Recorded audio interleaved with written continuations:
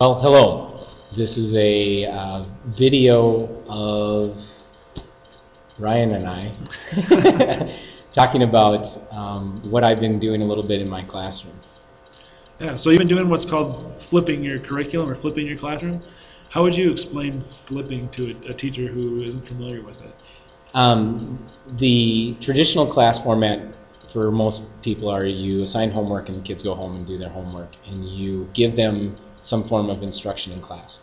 And so in a flipped model, you're actually giving them the instruction at home, and they're doing all of the things that you would expect them to do at home now in your class. And so it's kind of a reverse of that. In order for them to get the instruction at home, I make videos like what you're seeing right now for them to watch at home. And every video is limited at about 15 minutes, and that's what I ask them to do at home. Okay. Take notes. So what does this involve for you as a teacher? How has this changed the way you approach learning? For me, the biggest difference is that there's some back-end prep work to make the videos. It takes me about 15 minutes. Well, it's 15 minutes exactly for me to give the instruction. So I give the instruction just like I would in a regular class setting. All classes are getting the exact same instruction, which is kind of nice. But then I have to prep the video, put it up on YouTube, and that ends up taking me about another 20 minutes, depending upon how my laptop's working. And that's about the extent of that. Then once they come into class, they already have some background information. I'm allowed to spend more time answering questions and getting involved with them on some of the core misconceptions that they need. Physics is kind of a high math-centered class, and a lot of kids struggle with the math background. So I can work individually with kids, and they get a chance to then help each other as well. And how is school or how's life different for students as they go through this? It is a mindset change. It took a while for them to realize that they didn't need to do questions at home, that all they really had to do was watch the video and take notes and come to class prepared. It's kind of like the whole, if we could have gotten every kid to read the pages we wanted them to read, and they came in with that knowledge, that's how life would have been great. The upside is that because everything's going back to my YouTube account, I watch the counts. And so I know exactly whether my class is doing their homework or not, whether they're reading or not. And that's kind of a nice thing. The kids have actually, I did an exit survey. In fact, I'm going to switch this over.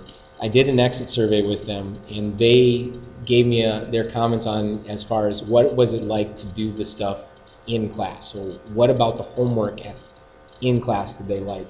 And they liked some of these things, like they liked the ability to have help, they liked the ability to ask questions, to see problems, to work on things.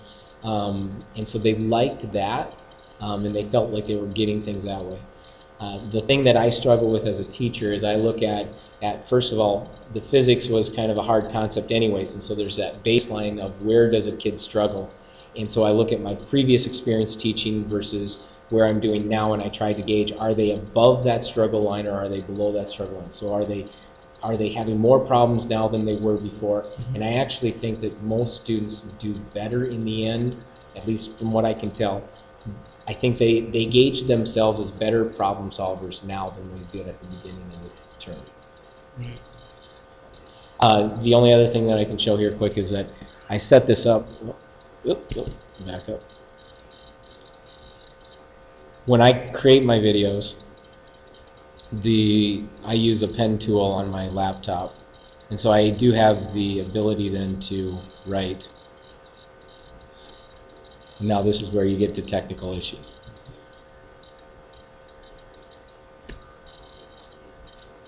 There you go.